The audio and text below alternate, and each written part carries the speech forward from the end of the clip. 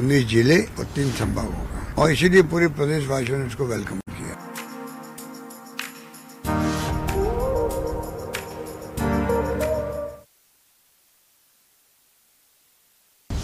बदला राजस्थान का नक्शा, 19 नए जिलों की घोषणा। इस प्रकार 19 नए जिले बनाने के कारण प्रदेश में कुल 50 जिले हो जाएंगे। इन सभी का प्रदेश मुख्यालय से संपर्क संभागीय मुख्यालयों के माध्यम से होता है। राजस्थान में जिले हुए 50, संभाग हुए 10।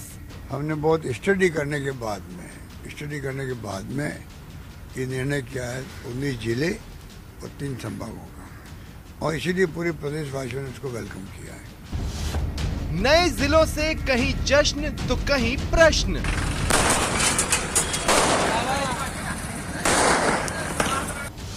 कांग्रेस खेमे में खुशी का माहौल।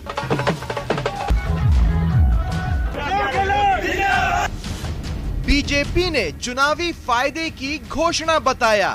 मैं समझता हूं इससे भला होने वाला नहीं है। ये अपने खोए हुए जन आधार को, अपने समाप्त हो चुके वोट बैंक को ढूंढने की एक तरह से प्रयास है। नए जिलों से कितना फायदा, कितनी चुनौती। नए जिले बदलेंगे समीकरण। नमस्कार, बहुत बहुत स्वागत है आप सभी का वीकेंड डिबेट पर। मैं रविंद्र सिंह आप सभी का स्वागत करता हूं। मुख्यमंत्री अशोक गहलोत ने चुनावी साल में राजस्थान का अंदरूनी नक्शा ही बदल कर रख दिया है। गहलोत ने कल विधानसभा में ऐतिहासिक घोषणा करते हुए 19 नए जिले और 3 संभाग मुख्यालय के गठन का ऐलान किया है, और अब राजस्थान में जिलों की संख्या जहां 50 हो जाएगी, वहीं संभागों का भी आंकड़ा 10 पर पहुंच गया है। अशोक गहलोत की इस घोषणा से एक तरफ तो जहां कांग्रेस खेमे में खुशी का और जश्न का माहौल है, तो वहीं बीजेपी ने इसे चुनावी फायदे के लिए की गई घोषणा करार दिया है। बीजेपी का आरोप है कि चुनावी फायदा लेने के लिए राजस्थान के अर्थतंत्र को पूरी तरह से नजरअंदाज किया गया। सीएम अशोक गहलोत ने नए जिलों के इंफ्रास्ट्रक्चर के लिए बजट में करीब 2000 करोड़ रुपए का प्रावधान भी रखा है। हालांकि इस घोषणा से जश्न का माहौल है, लेकिन कुछ जगहों पर विरोध प्रदर्शन भी हुए और इसी मुद्दे पर चर्चा करेंगे। ये निर्णय किया है 19 जिले और 3 संभागों का, और इसीलिए पूरे प्रदेशवासियों ने इसको वेलकम किया।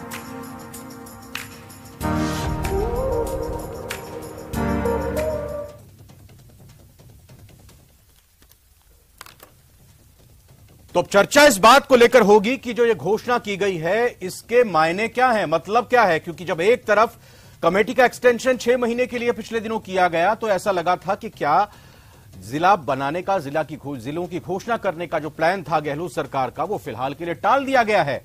लेकिन ये मास्टर स्ट्रोक था, ये जादूगरी है मुख्यमंत्री अशोक गहलोत की, और उन्होंने सबको चौंकाते हुए कल विधानसभा में यह घोषणा की। और 2, 4, 5, 6, 7 जिलों की घोषणा नहीं की, बल्कि टेक्निकली 19 जिलों की घोषणा कर दी है। आंकड़ा हालांकि 17 जिलों के हिसाब से 50 तक पहुंच जाएगा, और दूसरी तरफ अब 3 संभाग बनाने के बाद 7 से 10 संभाग हो जाएंगे।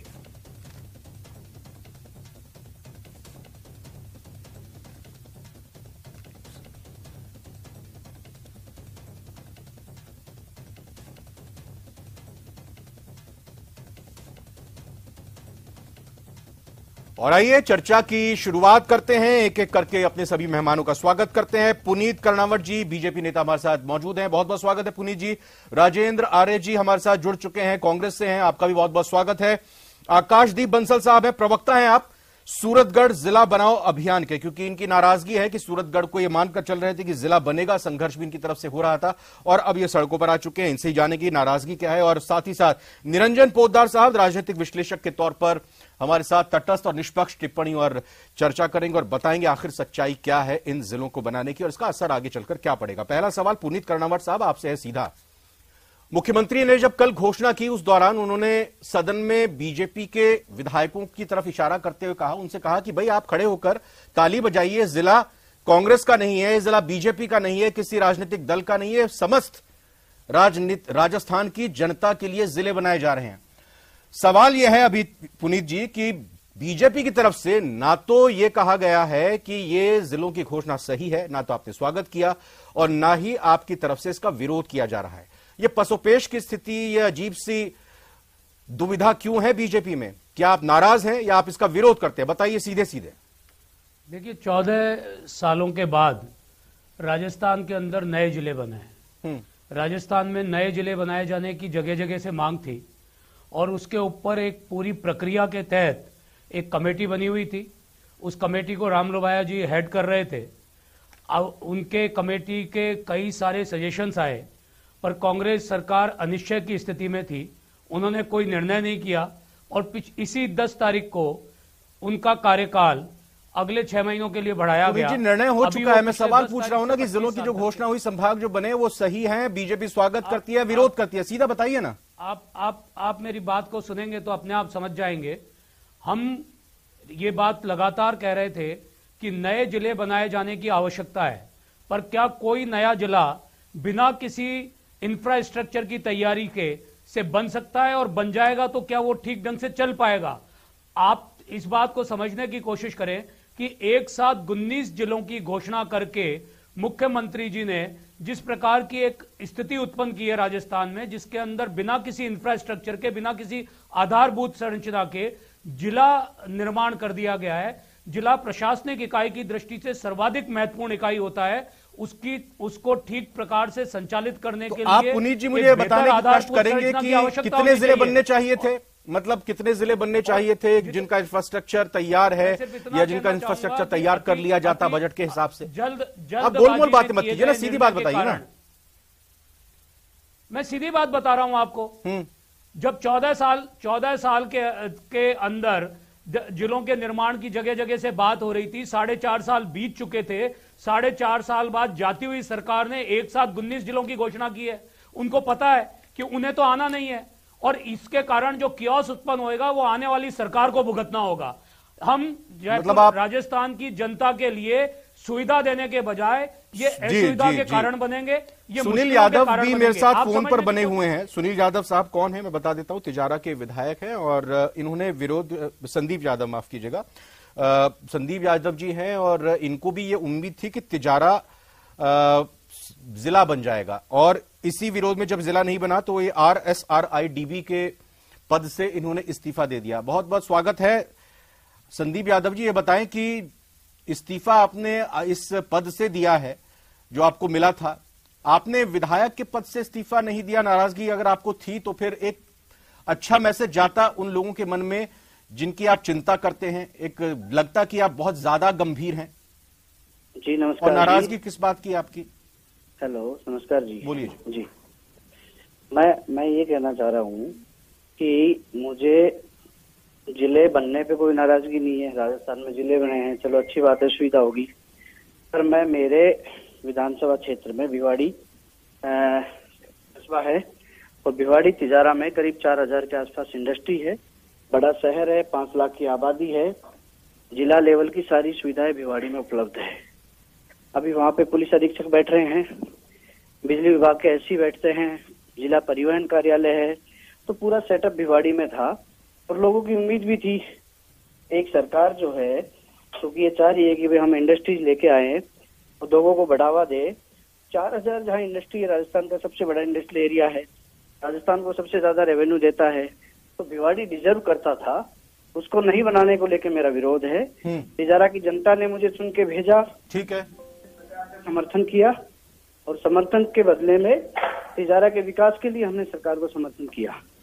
अभी आप कह रहे सरकार ने जो आपकी बात नहीं मानी, फिर आप बताइए, आपकी बात तो नहीं मानी, जनता की बात नहीं मानी, बताइए क्या करेंगे अब आप? विधायक का पद है वो मुझे जनता ने दिया, मैं एज ए विधायक जनता के लिए लड़ाई लड़ता रहूंगा और फिर भी कोई ऐसी बात आई मेरे क्षेत्र की जनता अगर चाहेगी तो मुझे पद का कोई लालच नहीं है। 6 महीने बचे वहां से इस तरह की जी 6 महीने बचे, वहां से क्षेत्र के लोगों से अभी बातचीत करेंगे। अभी लगातार सबके फोन पे बात हो रही है, सबसे बातचीत हुई है, क्षेत्र की जनता से संवाद होगा और उसके बाद अगर पद भी छोड़ना पड़े तो मुझे कोई दिक्कत नहीं है। ठीक है राजेंद्र आर्य साहब, मैं आपके पास आऊंगा, लेकिन चूंकि जब सवाल ये उठ रहे हैं तो उनका जवाब लेना भी जरूरी बन जाता है। एक बार मैं जरा रुख यहां पर करना चाहूंगा। पृथ्वीराज बाफना साहब है, सचिव हैं, नहीं मेरे साथ हैं इस वक्त मौजूद। मैं जरा बताता हूं, इस वक्त हमारे साथ हैं आकाशदीप बंसल साहब, प्रवक्ता है सूरतगढ़ जिला बनाओ अभियान के।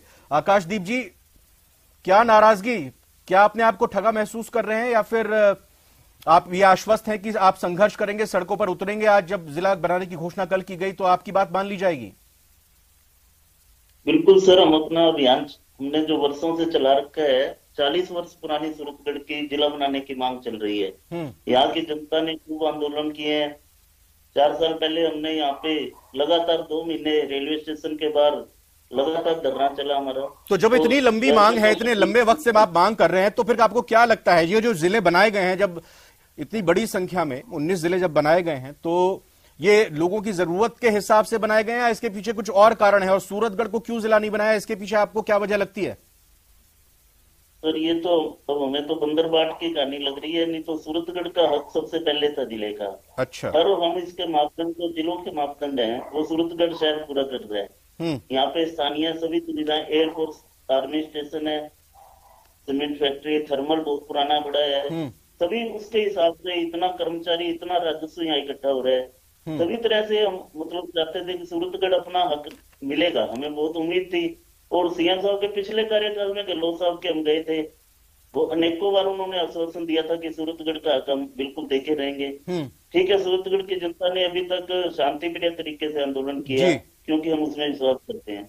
राजेंद्र आर्य साहब, जहां एक तरफ कहा जा रहा है कि ये बंदर बाट है, दूसरी तरफ एक विधायक जो इंतजार कर रहे थे, आपको समर्थन सरकार को दे रहे हैं, उनका यह कहना है कि अगर जरूरत पड़ी तो फिर मैं इस्तीफा दे दूंगा, मुझे किसी तरह के पद का लालच नहीं है। ये बताइए कि जो सड़कों पर विरोध देखने को मिल रहा है, चाहे सूरतगढ़ का मामला हो, श्री गंगानगर के, या सुजानगढ़ की बात हो चुरू की, या भिवाड़ी और तिजारा की बात हो, या जालौर में भीनमाल में भी की बात हो, यहां पर भी लोग सड़कों पर उतर रहे हैं, प्रदर्शन कर रहे हैं।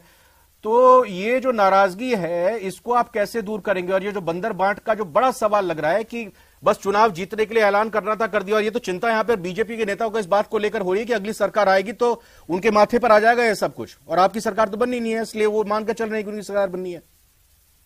देखिए रविंद्र जी, आपके चैनल के माध्यम से मैं पुनीत जी को और आपको सभी को आश्वस्त करना चाहता हूं कि 2023 में हमारी सरकार पूर्ण बहुमत से आने जा रही है, और ये सभी जो तैयारियां हैं ये उसी के मद्देनजर की गई है। आपने शुरुआत में भी जैसा कहा कि ये मास्टर स्ट्रोक है या जादूगरी है, तो ये निश्चित रूप से ये मास्टर स्ट्रोक है और ये जादूगरी है। आप देखिए कि जैसा पुनीत जी ने बताया कि 14 साल से राजस्थान में नए जिलों की घोषणाएं नहीं हुई। निश्चित रूप से राजस्थान पूरे देश का सबसे बड़ा क्षेत्रफल की दृष्टि से प्रदेश है। करीबन 10% 10.4% का क्षेत्रफल हमारा भूभाग है जो पूरे देश का है।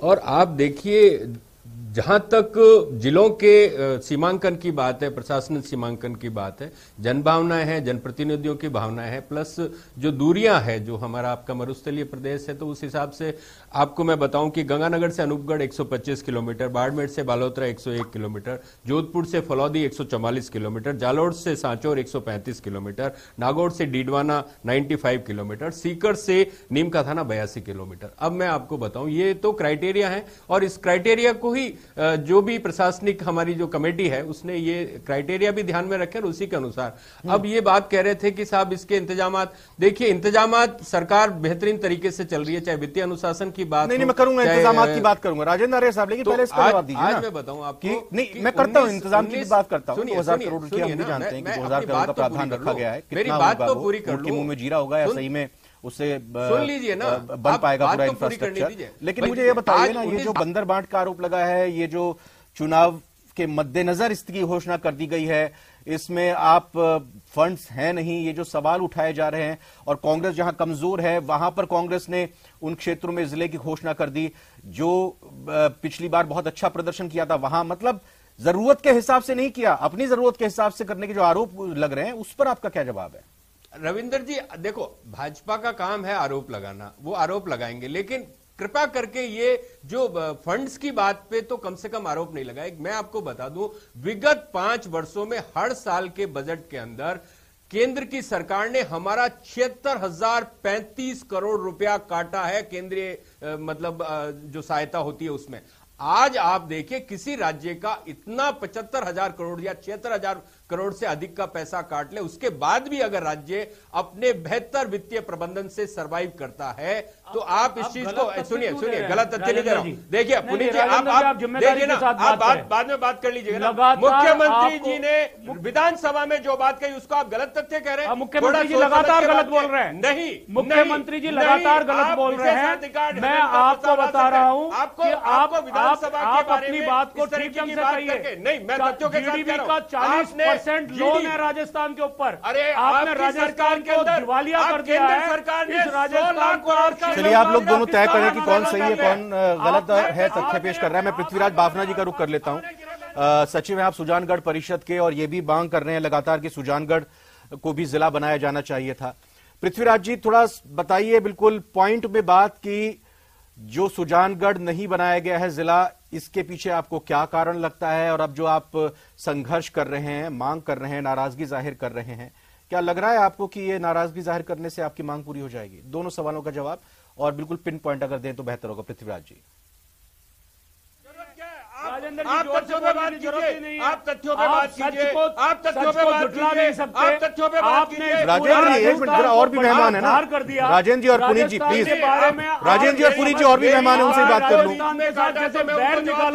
एक मिनट थोड़ा शांत हो जाइए, अभी है चुनाव। अरे अभी चुनाव में 6 महीने हैं सर, थोड़ा ऊर्जा बचा के रखिए। पुनीत जी और राजेंद्र जी, पुनीत जी राजेंद्र जी थोड़ी ऊर्जा बचा के रखिए भाई। आपको पता है कि 2023 में कहा था कि राज्यों को 42% और इसके कारण आज आपने राजस्थान को गर्त में धकेलने का काम किया है। बिना किसी तैयारी के राजस्थान हाईवे बेच दिए, भारत 5वीं विश्व की सबसे बड़ी अर्थव्यवस्था है। आपके समय में राजेंद्र जी और पुनीत जी आप दोनों तीसरे नंबर पर जा रहे हैं और बड़े मुखर वक्ता हैं, भारतीय जनता पार्टी समझदार भी हैं। थोड़ा मैं चाहूंगा अगर आप एक का देश भारत औरों को भी बोलने का मौका दे दें और भी हमारे साथ मेहमान जुड़े, सबको मौका मिल आज जाए। हमने हर क्षेत्र के अंदर कीर्तिमान स्थापित किए हैं। हिंदुस्तान की हालत क्या है? 100 लाख करोड़ का कर्जा पिछले 8 सालों में लिया केंद्र की सरकार ने। हमने एसेट्स का क्रिएशन किया है। हम महंगाई की हालत है, पी रहे हैं। आप देख रहे हैं, हमने आपकी तरह 8 लाख करोड़ रुपए के कर्जे को राजेंद्र जी और पुनीत जी अगर आप ऐसे ही लड़ते रहेंगे, मेरे को दूसरे मेहमानों पर जाना होगा, मैं आपकी ऑडियो डाउन कर दूंगा, फिर आप ये कहेंगे कि बताइए हमारी आवाज दबा रहे हैं। इसलिए मैं चाह रहा हूं कि आप अपने से ही चुप हो जाएं। राजेंद्र जी और पुनीत जी प्लीज प्लीज प्लीज एक मिनट शांत हो जाइए प्लीज।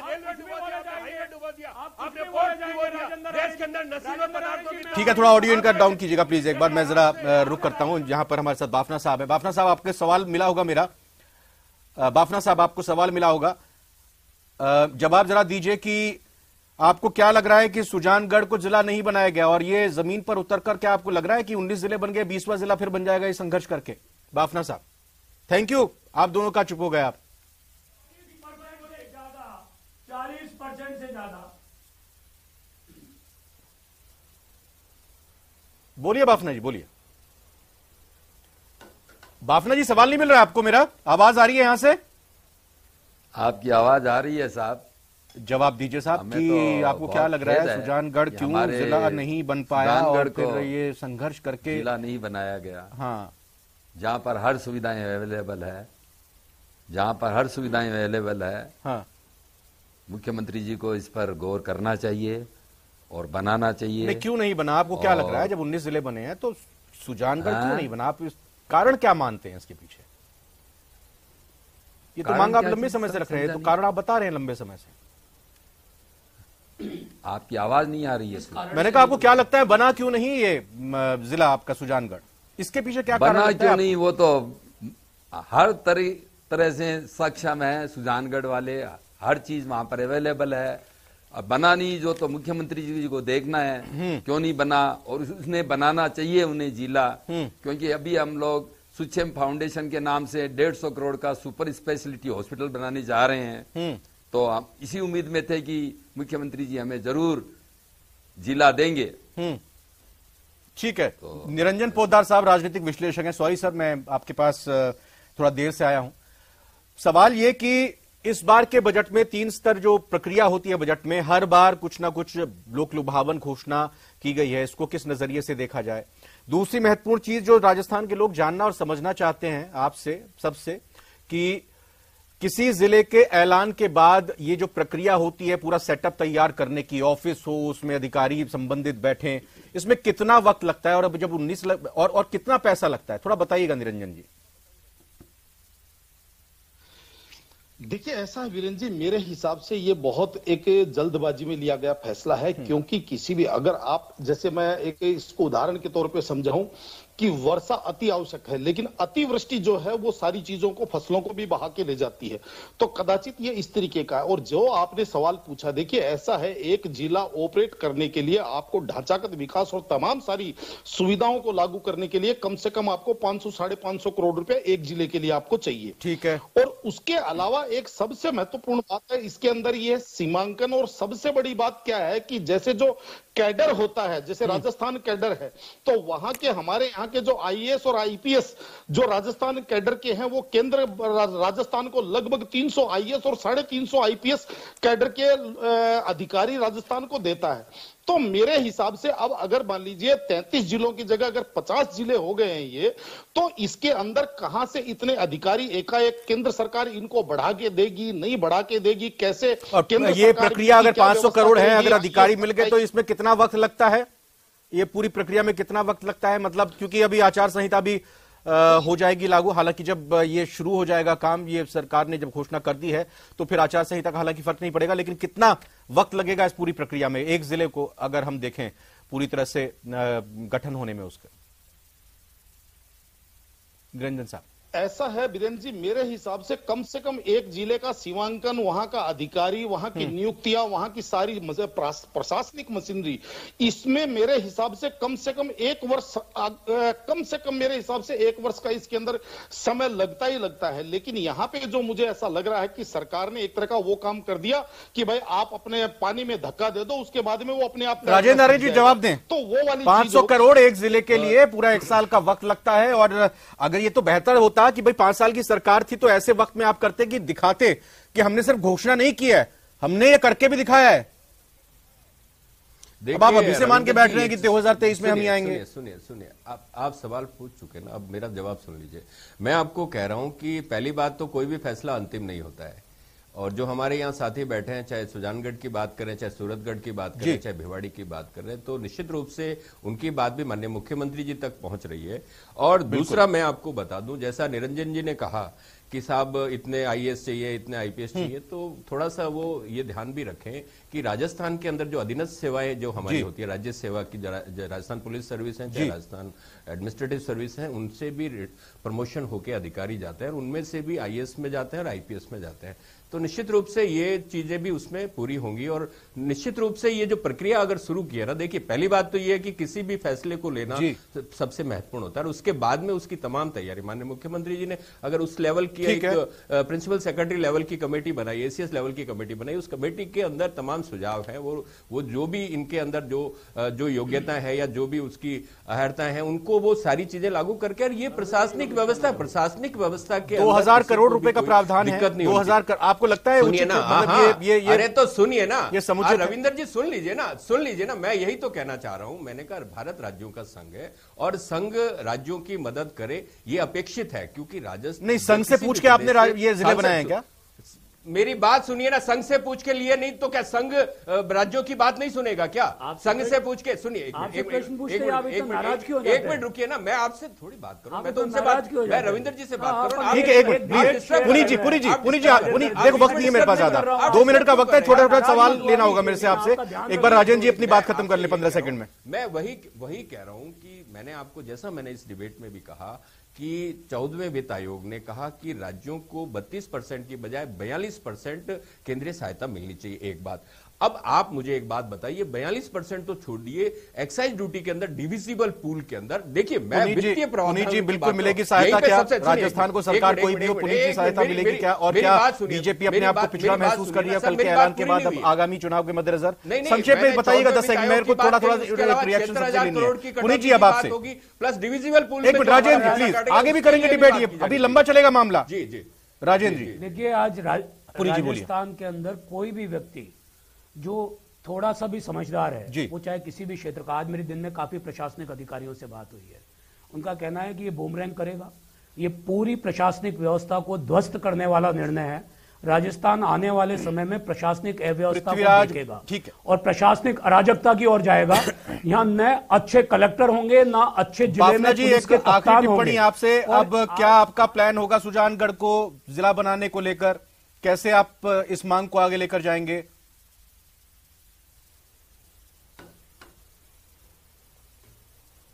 बाफना जी, आगे मांग कैसे रखेंगे? मांग तो देखिए साहब, हमारे एमएलए साहब ने रखी है, पूरी जनता ने रखी है, और ठीक है, ठीक है। आकाशदीप जी, आप बता दीजिए अब कैसे अपनी इस मांग को आगे लेकर जाएंगे? क्या आगे की रणनीति होगी? रणनीति तो जाएंगे माननीय मुख्यमंत्री जी के पास।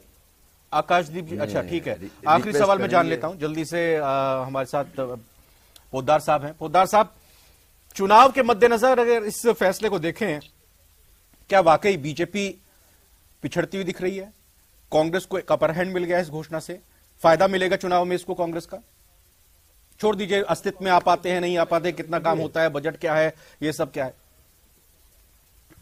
पोद्दार साहब, देखिए वीरेंद्र जी, मेरे हिसाब से तो ये एक ऐसा राजनीतिक धमाका है जिसके अंदर चारों तरफ धुआं ही धुआं नजर आ रहा है, और जब तक ये धुआं छटेगा उसके बाद में पता चलेगा किसको क्या दिखाई दे रहा है, किसको क्या लाभ हुआ, किसको नहीं हुआ। लेकिन मैं यहाँ पे एक बिंदु और रखना चाहता हूं, अगर आपकी अनुमति हो।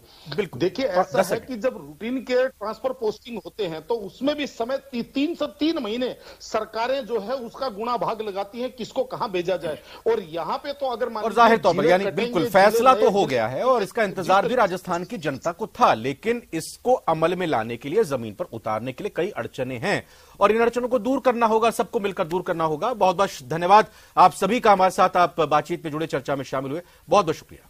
और इसी के साथ फिलहाल एक छोटे से ब्रेक का वक्त है। आप बने रहिए न्यूज़ 18 राजस्थान के साथ।